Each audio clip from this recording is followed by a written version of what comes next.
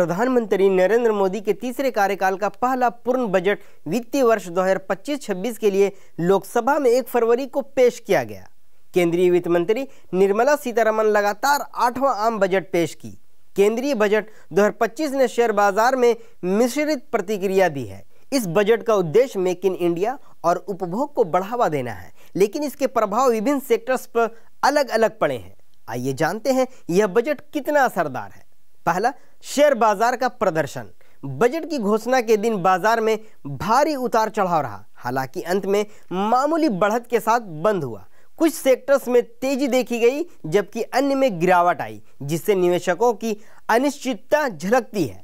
FMCG sectors यानी fast moving consumer goods sectors, ये sector उन उत्पादों से जुड़ा होता है जो तेजी से बिकते हैं और रोजमर्रा की जरूरतों के लिए उपयोग किए जाते हैं, जैसे खाद्य पदार्थ, पेय पदार्थ, घरेलू सामान, व्यक्तिगत देखभाल उत्पाद और पैकेज्ड फूड।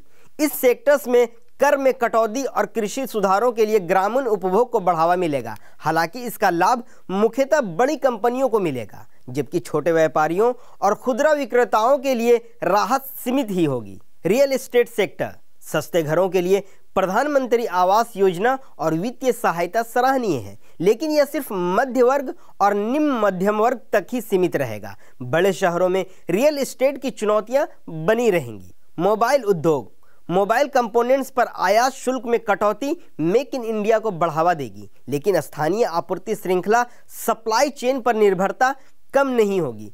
चीन और अन्य देशों से आयात पर निर्भरता बनी रहेगी। सोना और कीमती धातु, बजट के बाद सोने की कीमतें रिकॉर्ड स्तर पर पहुंच गई हैं, जो मध्यम वर्ग और निवेशकों के लिए चिंता का विषय है।